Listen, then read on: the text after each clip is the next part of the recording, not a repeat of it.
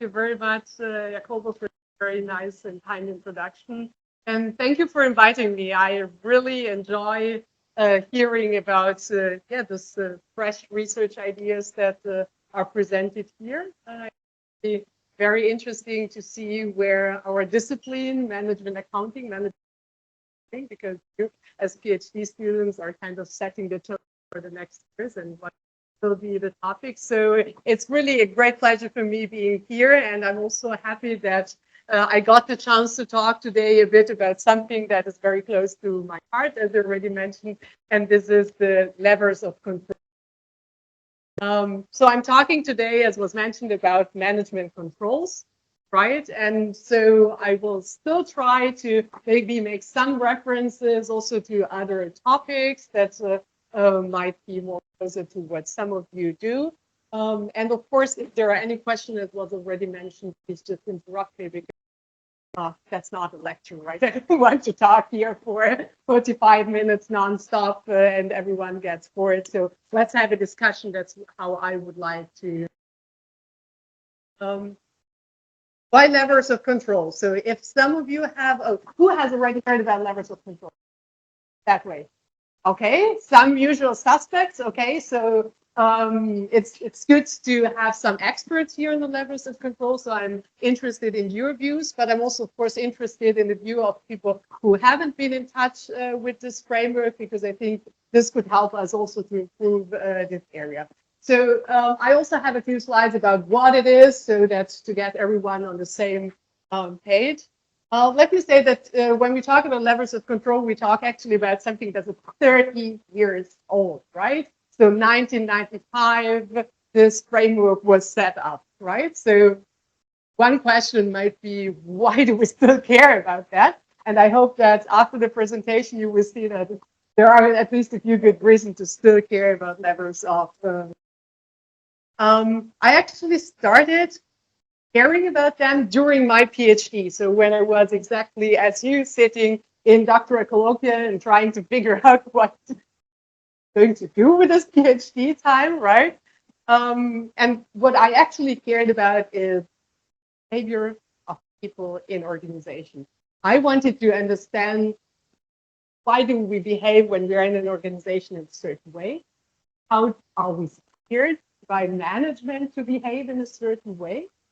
So, and how, when we're managers, can we steer employees' behavior, right? And that was what kind of I was curious about.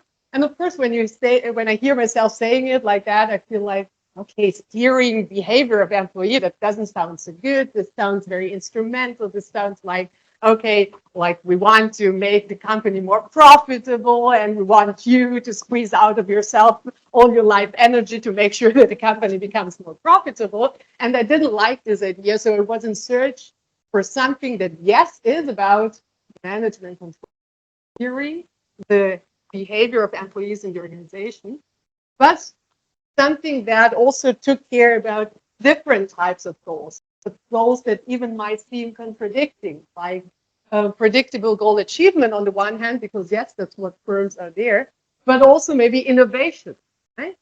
And that was actually how my journey started, because I was researching how management control system would help or hinder innovation.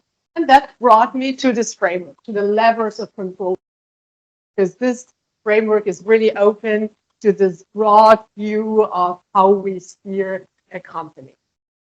But I want to know why I chose this topic. So that's kind of why I started thinking about that. And now the question is, why does this matter with our current topics that we're looking at in this area of research development? And that's what I would like to try to answer a bit today. So what have we learned after 30 years? And what could be some direction for future research? And that will be my very idiosyncratic view on the topic. And I would also like, of course, your ideas in that regard. So I already raised the question, why does it still matter to think about levers of control? And I thought I'd bring a few examples that might help us think about why it might still be important to think about the levers of control later when we get it, right? So I think you have already all heard about Boeing, right, and the crisis that they have been experiences in the last years due to the fact that, in essence, well, they should actually safeguard the safety of all people sitting in their planes, but they are actually failing at this quite badly. With we're having seen deaths, we're having seen injuries, so quite some issues there. So somewhere at contrast between profit on one hand and safety of the end customers, if you will. Then let's think about Deutsche Bank, right? Deutsche Bank, if you have followed it, and I've heard and I've seen some papers on CSR. So maybe you have heard that one of their big subsidiaries, DVS, was recently kind of getting into a crisis because they have engaged in greenwashing, right? So the products that they're actually at the moment selling apparently, well, we're telling that there are sustainable investments. At the end of the day, they weren't, right? So again, kind of some conflicting goals, some issues going on there that certain employees seem to focus very much on, well, maximizing their profits and disregarding other goals. Right, and that's not just now. Deutsche Bank has had this problem for decades, and apparently they don't seem to be able to solve it. Another example that I wanted to show you is Deloitte, and I'm trying also to get a bit of topics that I've seen also presented in these days. Artificial intelligence, right? So Deloitte in the Netherlands, this is the headline from the Netherlands, they have said that starting from next year, really next year, they want to have in all the financial audits that they do of companies, artificial intelligence in place. And this will be a revolution. Again, what is happening there, we will have on the one hand the idea, okay, AI will help me make me more efficient. On the other hand, what about the professional skepticism that was always associated with auditors and the fact that there is a human person thinking about, okay, do I see here any issues? Do I understand what's going on? What about this tension that is going on? Right? So why am I bringing all these examples? I think there are some common themes here. It's about behaviors in organizations, right? Boeing, it's about the engineers who have raised their voice and have said we have safety issues, but they weren't heard at a certain level in the organization. Deutsche Bank, we have some investment bankers that are very greedy, they focus on greed, and they don't care about other goals that the organization might have.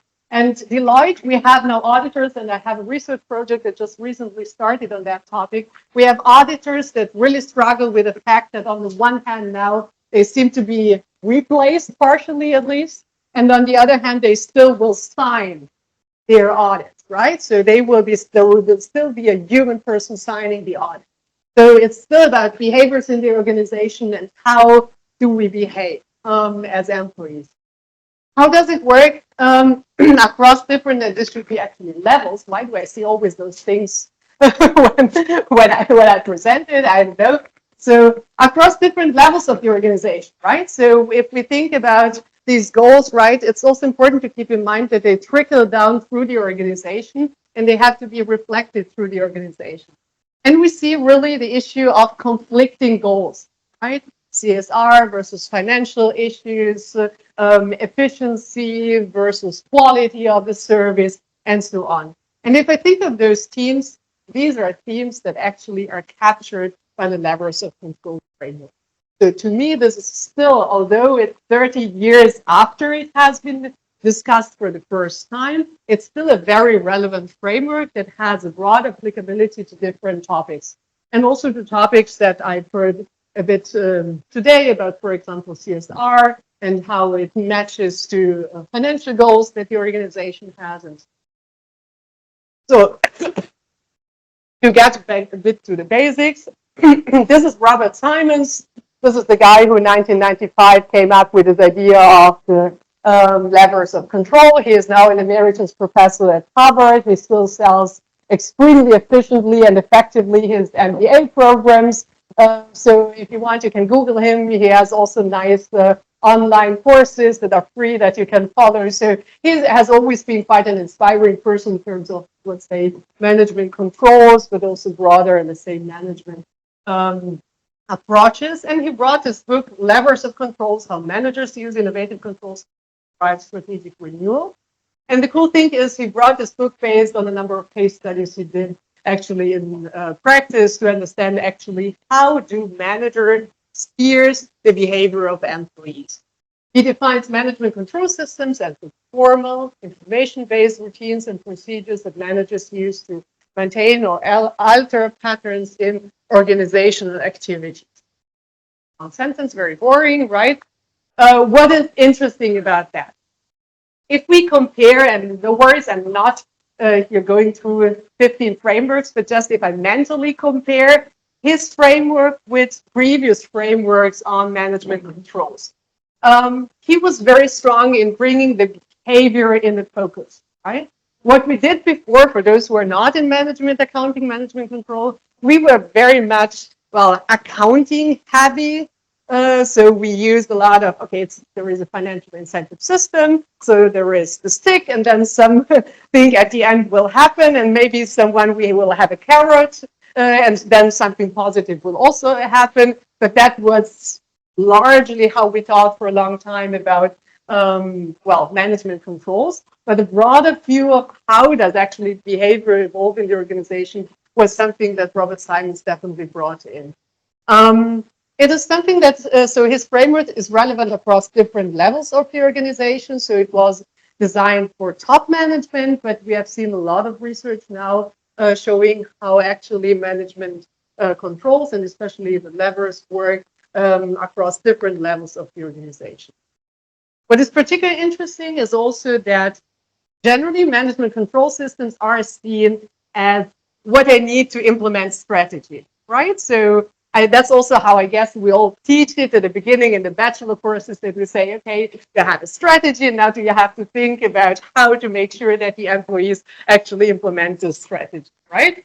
The interesting thing about this framework is that, yes, it is about strategy implementation, but at the same time, it is also about how do we make sure that new strategy emerges, right? So how do we make sure that in the organization we understand whether there are certain threats coming up, whether there are certain opportunities coming up in the environment that we could somehow use, and where are the strengths and weaknesses of the organization, and how do they match to these opportunities and to these threats, right? And in that sense, his framework was also about not only predictable goal achievement, so the typical, let's say, cybernetic control approach, but also about innovation and creativity, right? And some of us have done research in that area to show how actually this levers of control framework actually helps in that. And that's a part, and an element on which I would like to focus today on that is his control approach was one of the first that were really actually a bit more complex and more holistic than just saying, okay, I will have a performance measurement in place and then something will happen out of that. It's a more complex, more holistic control arrangement. And that makes it quite interesting because it captures really different elements of that all influence the behavior in organizations. Just very briefly, I would like to talk about the 4 levers, just to make sure that we're all on the same page, right? So yes, there are 4 levers of control, right? And well, they are actually named the belief system. That's interesting. Those pointers never work on this thing, and I still keep trying to do that, right? But okay, bear with me. So we have a belief system, a boundary system, a diagnostic control system, and an interactive control. Right, so those are the 4 levers that, according to Robert Simons, you can use in order to make sure that strategy implementation and strategy emergence is possible in here. Let's have a quick look at all of them. So the one would be diagnostic control system. That's probably the one that we're almost familiar with, right? So the very cybernetic approach to control. I have certain targets that I give to my employees. I tell them that's what you have to achieve. And as long as there is no red light telling me that the employee hasn't achieved the goal, I will not care about that, right? So that's what actually he calls management by exception, right? So the idea that I just go to a certain performance measurement or to a certain budget item and talk with the employee about that in the moment in which there is an issue, right? Otherwise, I stay out of that. And the cool thing is about that, it frees up management attention. So what does the manager do with his management attention? Well, that is freed up, hopefully engage in interactive control systems. So the management will then pick up certain performance measures, certain budgets, or a specific aspect of the cost accounting system of the organization, and focus very intensively on that. What does that mean? It means that I will pick certain very critical performance variables, for example, and very regularly, even on a daily basis, engage with those variables, with those information. Talk with the employees who are responsible for that, right? And be in touch with them, understand if there are certain developments, where do they come from, and right? And the idea is here we have the strategic emergence, right? Because then I would monitor and see, oh, for example, now my competitors are becoming more and more efficient. I see that because they collect certain data in my organization and we are falling behind. What could be the problem here? Maybe they're now using new technologies that we're not using. So understanding what's going on in the environment of the organization and what could cause certain or could generate certain strategic uncertainties that we have to deal with. So maybe it's important to understand that while those maybe not for now, we feel like, okay, that's quite clear that there is in diagnostic and interactive controls, and some of us have published in that area, right? At that time, it was really new to not think about, okay, which performance measures do we use, but rather, how do we use them? Do we use them in a diagnostic or in an interactive way? Which one do we use in interactive? What also was really added value was thinking about the fact that Robert Simons added also the aspects of core values to his framework, right? And that's what he calls belief system. So the core values that are emphasized in the mission statement, in the purpose statement of the organization, or by any other form of formal communication by the manager, right? And this was quite really new for a management control literature to say, hey, that's a completely new layer, right? And that also belongs to management control, right? Maybe now we have more this understanding that culture belongs to management control. And I do think that also if you look a bit historically about how management controls have developed, a part of that really comes from the work of Robert Simons and bringing in the belief system as a part of the levers of control. And finally, he says, okay, it's also important to set certain boundaries, right? We all know that this also from when we're teaching in class, for example. It's okay to give a lot of freedom and to allow people to ask questions and to be active, but we also have to make sure that, well, there is a bit of order and following of rules in class, right? So for an organization, it's about understanding what risk do we want to avoid. And this, in essence, means on the one hand, pure business conduct, so on an operational level. So what are the things that we have to follow? Like, okay, if I have to submit an invoice, right? I'm not allowed to fly business class, for example. I'm not allowed to fly business class, and that would be a business conduct guideline for my organization. Yes.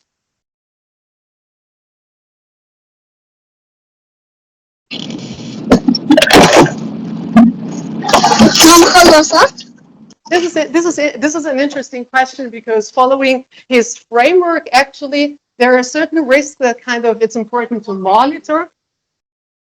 Yeah. Right.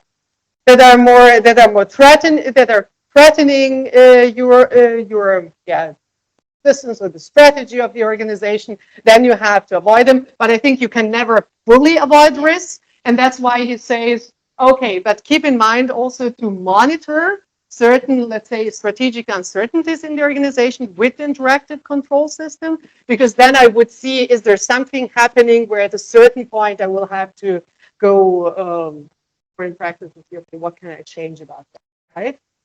So that's a very good question. So you really, right, exactly. And that would be what actually the interactive control system should do. Okay. All right, so there are business conduct guidelines in the boundary system, but also more strategic boundaries. Like, for example, a lot of firms nowadays say, I don't work with the military, for example. Some universities, for example, do that they decide to not work with the military. Not judging that, and just saying that this would be one strategic boundaries. That's in essence the, that was great. That's in essence the story of Robert Simons. And you could say, okay, well, there are 4 levers, and now let's measure how much core values are emphasized in an organization, how much you emphasize which risks you should avoid, how much you emphasize making sure that you monitor strategic uncertainty, that you monitor critical performance variables, and then that's it. Thankfully, there is a bit more about the framework, and that's actually the connection of those, right? Because Robert Simons states in very different way that it's super important, as we were just discussing based on your question, that you keep in mind that those 4 elements, that those 4 levers have to go together, right? So understanding based on the interactive control system, which are the risks that we have to avoid, which are those that I have to monitor, which are those that are so important that I have to monitor on a daily basis, which are those that I just, have in an Excel file or in my ERP system and just see certain data, but don't have to do anything. So this combined views is very much at the core of his framework. So yes, combined views, but how? This is kind of a question that has kept a lot of levers of control researchers awake at night. And then you can go into Robert Simons' book, for example, but also in some of his other publications, try to see what does it say about this combination, right? How do we combine those levers, right? And then he says something like, okay, the 4 levers are the yin and yang. Okay, interesting. They somehow generate a balance among the 4 levers, right? Yeah, the levers are not used in isolation. They are in continual interplay and mutually reinforcing. Okay, interesting. The 4 levers are countervailing forces that create a dynamic tension. I don't know. And then sometimes he says, okay, the levers complement each other. I don't know, maybe like a solo and sugar. What does that mean, right? And so when I was a PhD, I was reading this stuff and I thought, okay, that sounds very gloomy. And I can imagine a lot of funny pictures representing that, but I don't know if I have now my data on for a firm, interactive control, diagnostic control, beliefs and boundary. What do I do with that, right? So what is yin and yang, right? How does my model look like? At least I was a lot puzzled with that. And I think also other researchers were a bit puzzled about that and have started trying to figure out what he actually meant with that.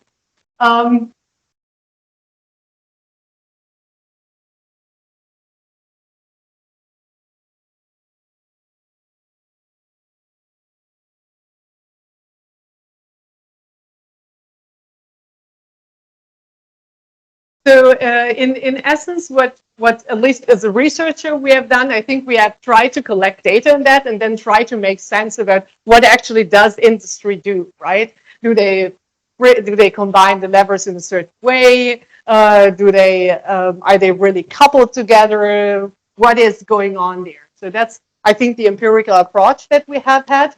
And also thinking about ranking. So there has been studies, for example, that have looked at which we find clusters of companies that work in a similar way, that they combine in a similar way, for example, a lot of emphasis on beliefs and boundaries and less on interactive and diagnostic, for example, versus other firms that do it differently. Yeah, so for example, there are a few studies that did that and then compared the performance of those clusters, right? And that's actually what I also wanted a bit to show, right? That when you look at those things here, right, then different researchers have approached this question of the combination of the levers in different way. And maybe at the end, we can come back to this question because I think then it might be good to discuss that more in detail. So Simon suggests that there is this complex interrelationship, but it's super vague, and I guess that all of us have at a certain point thought, I don't know what I do with that. Let me collect data and then see what happens, right? And there have been different approaches on how to combine this level, right?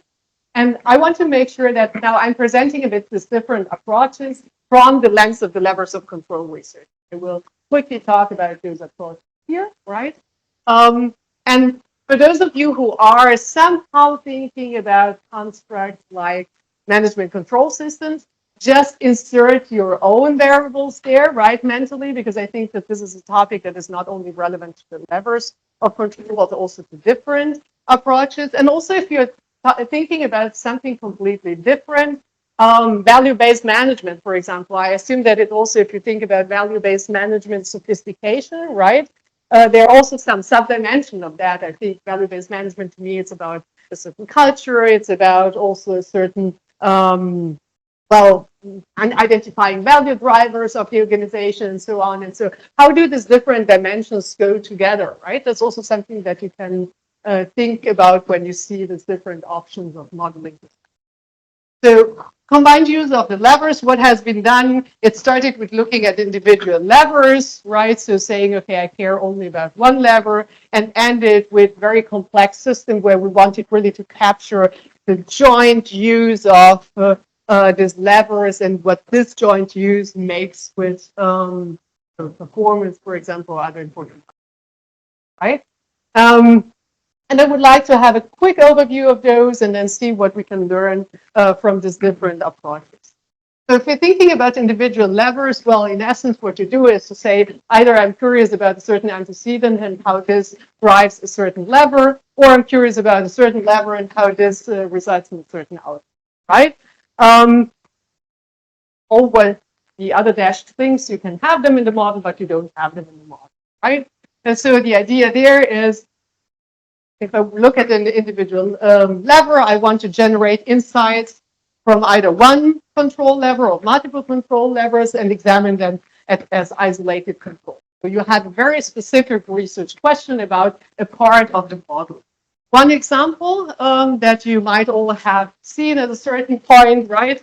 At least so my generation of the researchers have had the pleasure to deal with this paper, right? Bisbee and Oatley was probably one of the first who started to say, okay, I go into the levers of control research, but I care only about the interactive use of management control systems, right? And then he said, okay, maybe there is a direct effect on innovation, and from innovation, then performance, organizational performance increases, or maybe it works in a different way, and the interactive control moderator in this relationship, right? So what he did, I think it was cool because it gave us a detailed insight into really one of the levers. He looked at different possible causal articulations, right? So we have direct effect, we have a moderation effect emanated from these levers. But what we don't see is we don't know whether other levers would, for example, mute this effect, right? So there is always a pro and con, right? And again, now I'm presenting this from the levers of control perspective, but I challenge all of you to think about the construct that you have in mind, because you can also think about, okay, value-based management sophistication. Do I look at only a certain value-based culture and I measure that? I remember you had your 6 bullet points. Take one of those, and what am I interested in a certain dependent variable? Does it moderate something, right? So that's kind of more way of thinking. So individual levers, that was the starting point of our journey. Later on, we talked about related paths. So we talked about having, well, mutual associations between the levers, right? The idea that a certain lever, for example, the belief system, determines how I do my interactive control system, how I do my diagnostic control system, right? So we started thinking more in terms of those associations here between the levers, right? And so thinking more about, okay, yes, Agnes told us they are all somehow there, those levers, and we have to consider them at the same time. So that was kind of one step farther in the journey. One paper, I guess, also a paper that some of you know, is the paper by Widener, who looked actually indeed at this control systems and how they are related to each other. and certain, well, impedance consequences. By the way, what I like about this paper, I think that's maybe also the message. I like the fact that they talk, or that she talks about costs and benefits, right? So not only the benefits, I also always tend to say everything is great and the more the better, right? But she also shows about, well, we have benefit in terms of learning, but also management controls cost attention, cost energy, cost time, right? So, but what I want to get at here is, in such a paper, we have a full account of the levers of control and direct and indirect effects of specific levers, and the concrete functioning of the control system. So one of her core tenets is that the belief system actually determines a bit also what happens in the other level. Right? Problem, the overall impact of this whole system is not visible. Actually, it's not a system, as we would explain, understand it as of now, right? I see what is the value of a boundary system. I see what is the value of a corrective control system, but I don't see really the whole approach and how just engaging in the levers of control helps me with attention. Right? And then one other approach became the combinations of control. Right, and those bubbles here tell you we have different clusters of firms, right? So different similar firms in terms of how they choose their levers. So for example, this cluster here would emphasize a lot lever 1, a bit less 3 and 4, and lever 2 is relatively irrelevant, right? Why those here seem more or less to emphasize all the levers to the same emphasis. And then what studies have done is to look at, are there certain antecedents to the generation of those clusters and certain outcomes, like what are the most profitable? Those the more profitable companies, or those the more profitable companies? Are those the more innovative or the less innovative companies, right? So this approach really acknowledges the combined use and acknowledges that there is a certain balance between the levers depending on which organization you're looking at. One paper that did it was the House et al. Paper, 2016. I don't want to go into details of the results. You can, of course, look up if you're curious about them. But they found these 4 different clusters that are related to certain strategic choices that the organization make. And they grasp really this notion of balance, the notion that if I search, for example, strategic stability in my organization, apparently I keep most of the levers right on the medium level of emphasis, but it's important to emphasize diagnostic more than, and so on, right? So this combines to a certain ideal state of levers, but a limitation is it's just a pure coexistence, right? We don't know, do the levers really work together, or is maybe the diagnostic control happening only in the production side, while interactive controls is something that we do for managing the customer KPIs, for example, right? So we don't know anything about how they are. Something that I'm sure that is an approach that many of you also have looked at in the past for your own research is two-way interaction, right? So we're getting really to the idea of systems.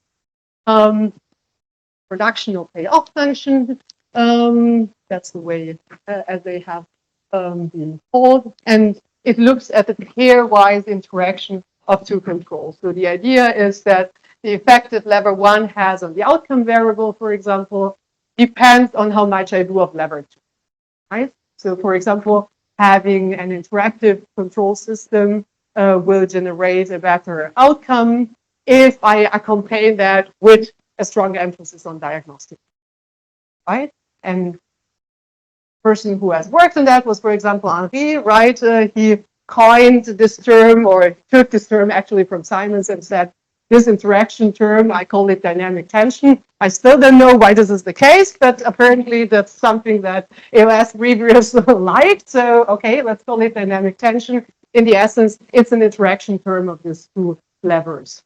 Right, and he says that if those two go together, organizational capability and as a result, organizational performance will increase. So cool thing, somehow it shows a bit more about the functioning of the levers of control.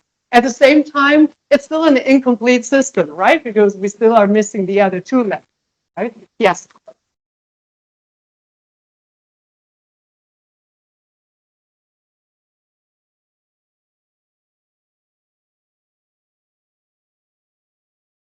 Yeah. Yeah.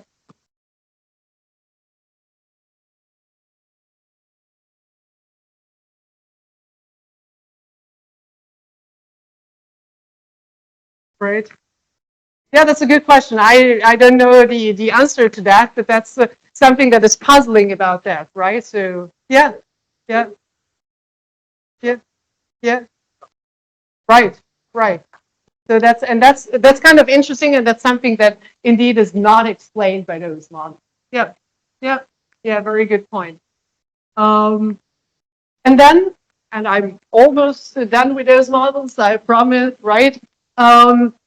There is that what was called a demand function approach, right? That just assumes that the firms are in optimum. The question, is that really true? That's a, I think also a bit problematic assumption to make, but still, right? So that assumes that if all firms are in optimum, we control for joint antecedents of those levers, and then we look how the levers kind of move together, right? How they do they go up together? Do they go down together? Do they, when one goes up, the other goes down? So we have complements or substitutes, right?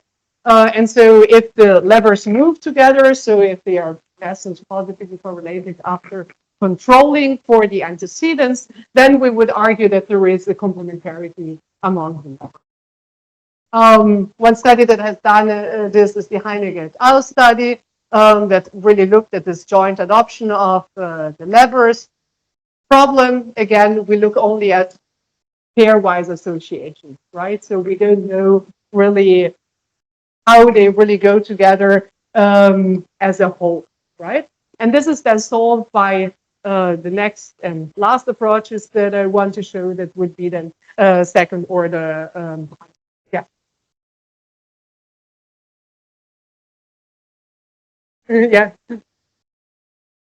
Some of the levers seem to be about how you use the control. Yes. Right? You have a budget, yes. In an interactive way, or and the other layer of systems, which is about type of, right? Like these beliefs. Yes. So combining that together, it just seems like conceptually they, and I don't know how science integrate these in the framework, but to me it's just, can I use belief systems interactively? Can I use systems interactively? I don't know, I'm asking you. Yeah. This is my question, because to me there's a layer which is here's. Yes. Yes. Yeah. Mm. Yeah. Yeah. Yeah. Yeah. Mm. Mm. Yeah.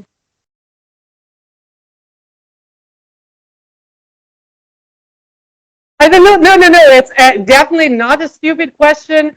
I can just give you the answer how I have always thought about it, and then we probably need to discuss more about it. The way I always see it is that there is, like, the belief system and the boundary system to me is always on the firm level, right? So I have a top management formally communicating what are the core values that we want to emphasize, and I can do this strongly, or I can just less strongly emphasize it less, right? And then I have those, let's say, code of conducts and the strategic boundaries in the organization, right? And that's kind of on a firm level. And for the interactive and diagnostic, to me, it can be at the top management level, but it can also happen in the direct relationship that you have as a, let's say, regular employee with your middle-level manager or lower-level manager, so with your direct supervisor. Can I use a belief system in an interactive way? Probably. That's probably a different research question that you never asked, right? That's something that you never. No, for sure not. It's just, I think you're absolutely right. It's important to understand that beliefs and boundary happen also somewhere else in the organization than interactive and diagnostic. right? So interactive and diagnostic can happen at the top management level, and that's what Robert Simons actually always said. But then empirical research has moved a bit away from it, and I said, okay, but actually also if I'm a middle-level manager, I can still use certain criteria on which I evaluate performance of my employees in an interactive way, and others just diagnostic and check. That's it, right? So that's, to me, part of the difference that is there. And I think a model like that tries to answer the question, okay, for example, if my organization emphasizes a lot belief systems, does it at the same time emphasize a lot the interactive use of certain key performance indicators and so on? So is it a joint choice, or is it something that is actually completely unrelated from each other? Right? So that's the research question that they are trying to answer with this question. Like your dialogue, right? Or how, like the panel, like concerns of the it's a struggle to integrate because they seem conceptually at different levels. I fully agree with that. That they seem to be at different level. I think they still the idea is, or the question is, and probably that's a research question we should try to answer. Is that a joint kind of control choice where kind of top management decides, okay, these are the KPIs that we are going to look at very much interactively in our organization through all the levels of the organization, and at the same time we choose kind of that it's important that we emphasize those values in our organization, whatever those values are, or are these unrelated things? And actually, what this study at least finds is that they are kind of joint choices. Now we need to go back in the study and question it a bit more, see who they asked, right? Who were they surveying, to better understand how plausible this joint adoption is. But it's a very good question, and I think that's something, future research and I think it's possible because speaking of, for example, a firm that has a boundary system, a boundary statement that prohibits the reporting or disclose some internal information. So now we have in artificial intelligence systems or tools, and someone in the firm ask for questions related to the firm in the ILE, ChatGPT or something similar. So this is a great light.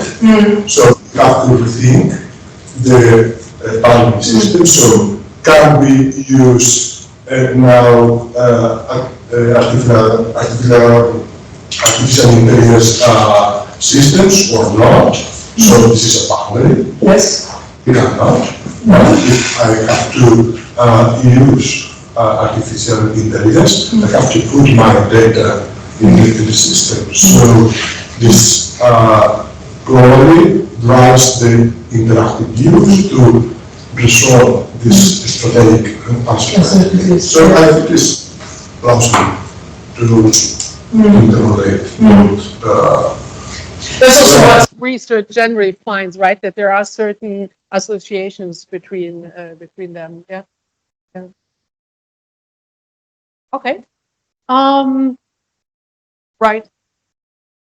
By looking at that cost model, seems to me that anything will be, depending on the company, you can apply different ways and your way. And then what works for one company may not work for another. Absolutely. But each one has their own ways because all those interactions are the way you combine them. So anything. Absolutely, and that's actually what it offers a lot of research. Research, you evolve to find out answers to questions. Right. You see, like you can evolve to find more and more questions and not to answer all the questions. Right, exactly. So that's actually, I think, what makes it, and I hope to get there to those slides. I think that my key message is that if you think about those evolution of how we have thought about those models, right? I think it opens up so many opportunities to further understand for which firms, under which conditions, which combinations are more productive or are more promising for the organization. So I absolutely agree with your statement. Absolutely. Maybe I will be now very quickly because I see the time. What's kind of what the last step, if you will, in this evolution, last step, I know that was what you wanted to hear, is that we think about a levers of control system in terms of empirically of a second order factor model, meaning what we look at is the joint actually variance of the 4 levers. So how do they move together? If it's a formative model, and I just say it very briefly, and I'm happy to discuss it in more detail. If we're looking at it from a formative perspective, we really look at the whole levers of control, let's say, environment, because we also capture specific variance in this model. If we look, I skip it here a bit. If we look at it from a reflective perspective, we really look at this common variance of the 4 levers. That would be what has been recently defined as the levers of control system. And then the question is about how this whole system relates to certain outcome variables, right? And just to give you a brief example, one study from Speclet et al. 2017 has looked at intensity of use of the whole system and how this affects empowerment and creativity, right? So this is kind of the whole story. I've tried to summarize a bit what has happened in this area. What do we learn from that? Well, at least what I think we can learn is control combinations are important. So whatever field you're in, if it's not control, also think about what different arrangements are in place at the same time. If I'm thinking about CSR and how management control systems are set up there, what different elements go together? Is it incentive system plus X plus whatever, right? So what goes together? So that's what I would take away here. Control does not happen in isolation. And I think on one hand, at a certain point, I was very frustrated about this different conceptual models and the different underlying research questions, because I thought, oh, it's so difficult to understand now, where are we going with that? But now I'm more positive, probably because I get older and more lenient or whatever, because I feel that all these different studies in their way have helped us moving forward and better understanding how the whole levers of control actually function, and just have shed light on different aspects. And what is one important element is I think to understand that we have looked in essence at the levers of control from different levels of abstraction, right? What do I mean with that? In a way, you can have a look at the levers from a broad theory perspective. So saying the whole system of the levers generates certain outcomes.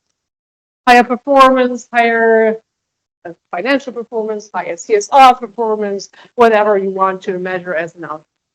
Or you can look at it from a very specific theory approach and saying, okay, maybe it's true that the levers of control as a whole help us being more innovative, but why is this the case, right? Based on which levers, how do different levers help me to get there? And how do they help me to really be more innovative, right? This is, for example, the interactive control that helps me being more creative, while the diagnostic control helps me, free up my mind for the really important things, right? So how does it really function? So that's the way we can reconcile, I think, all these different models. For example, and here I throw in a few examples that I think would be interesting for future research, right? So for example, the system of the levers may be associated with higher job and organizational performance, and that would be a broad theory perspective of that, because, and then you go down to a more specific aspect, right? In line maybe with self-determination theory, the interactive lever fosters the relatedness, while the belief system fosters autonomy in the organization. So getting down at a very specific level, right? And I think that combining those broad and specific approaches can actually help. And I think also actually that this way of viewing theory, that there is a broader view and then there is a specific view, might also be interesting to other concepts, right? Of course, I have to talk about levers because that's what matters to me kind of day and night. But also we talked about social capital yesterday with a colleague. We talked about value-based management. We talked about ESG. And I think that also there we can think of when we theorize and conceptualize our study, we can think about what happens on the broad level, but also then what happens specifically within the elements and why do certain things actually happen. I think it's part of future direction that I see is also, the association between the levers of control and organizational performance. Yes, we know, and I already with colleague run a meta-analysis explaining that, the levers positively are associated positively with organizational performance. So we know that. We know that a part of the explanation can be found in certain capabilities, specifically in innovativeness, organizational learning, entrepreneurship, and market orientation. So in essence, the levers together increase those capabilities, and as a result of the increase of those capabilities, we have a high performance, right? But what we find in that meta-analysis based on many previous studies, right?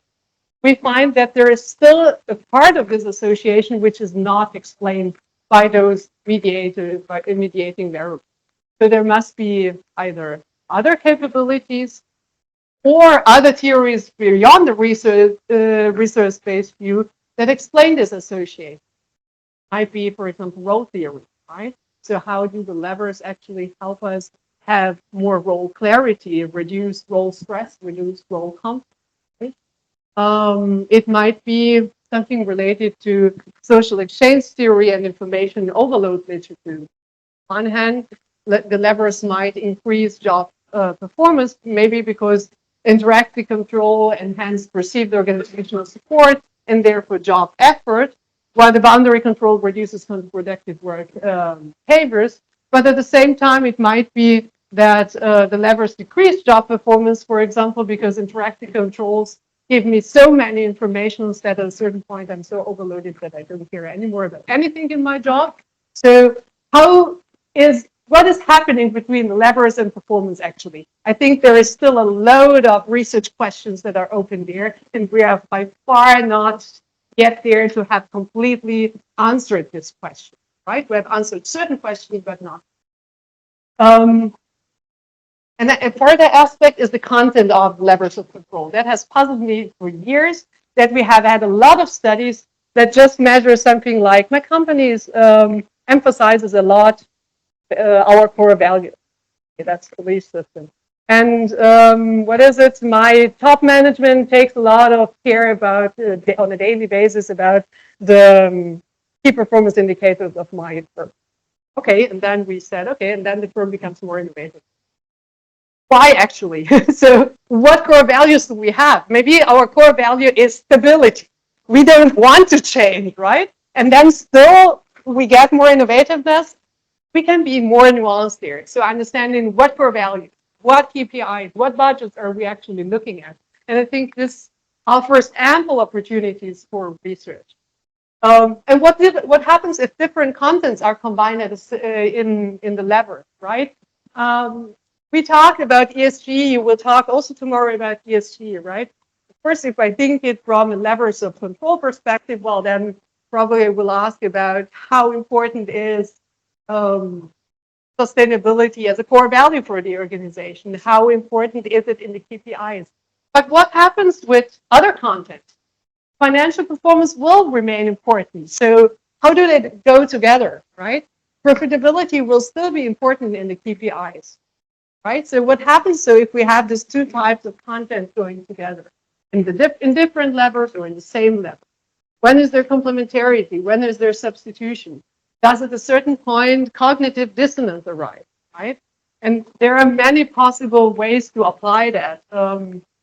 Let's talk about audit firms, for example. There are goals of commercialism and professionalism, right? On the one hand, I want to be professionally skeptical, and I want my auditors to be professionally skeptical, and I will probably emphasize that continually in the mission statement. Look at KPMG and other mission statements. They will always say how important it is that we safeguard audit quality with what we do. At the same time, well, billable hours matter, right? So how do these different contents of the control system go together? Are they kind of going against each other? Do we have cognitive dissonance for employees and being confronted with that? How does that unfold? And finally, the levers of control also don't operate in isolation from other controls, right? So do the control practices that are used in levers of control framework matter?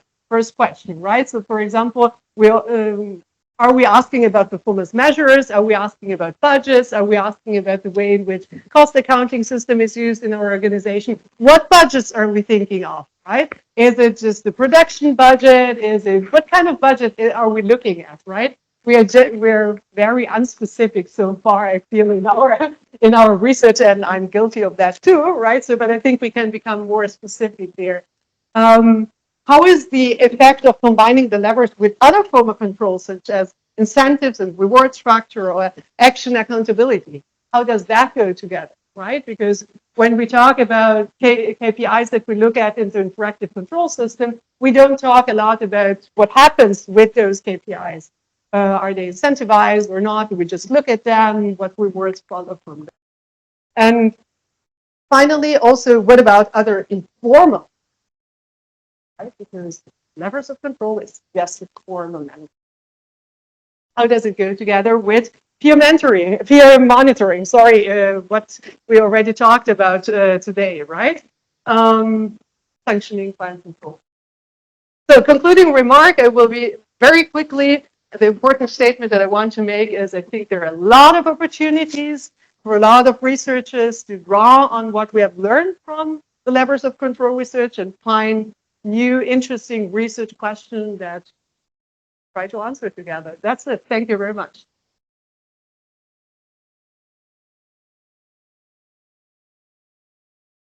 Maybe we still have a couple of minutes for questions. I don't know. I'm sorry. I was so emotional about sharing so much about this topic that apparently, yeah. Yes, about the formality. In your definition, in your initial definition, formal was included, Right. and also now in the concluding remarks, you mentioned how interesting is analyze the interaction with informal. But I wonder if that makes sense. For example, I'm thinking about culture. You also mentioned culture. Culture, in some ways, I'm thinking about some companies that they don't have written statements about that, but they have a clear culture, values, and so on. Does formality change, the level of formality change? Can you expect something different depending on the formality of the, can I call that informal culture also a lever belief system? But I mean, is relevant the formality or yeah. I do think that this is an excellent research question, right? I can't answer it because I haven't done the study to that, but that's interesting, right? So does it matter more if I communicate my core value in a formal way, or if I have a lot of peer that simply reinforce it, right? We hire new people and then at a coffee machine, we tell them, hey, that's the way we do it here, right?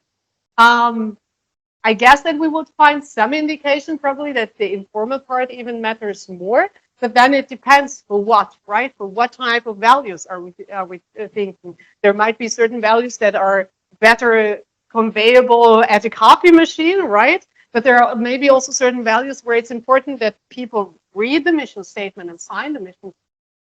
In one company for which I worked, I really on the first day I had to sign that I read the mission statement, and then of course, well, then you read what you actually are signing. Well, otherwise, maybe you say, okay, yeah, the colleague is stupid. I don't care about him. I don't know, right? But which colleagues to communicate what in a convincing way to me? That was the discussion that we had with Diego, right? So who are actually the peers that I care about, right? And so I think I can't answer that because I haven't done the study to that, but I think this is exactly questions that we should start asking.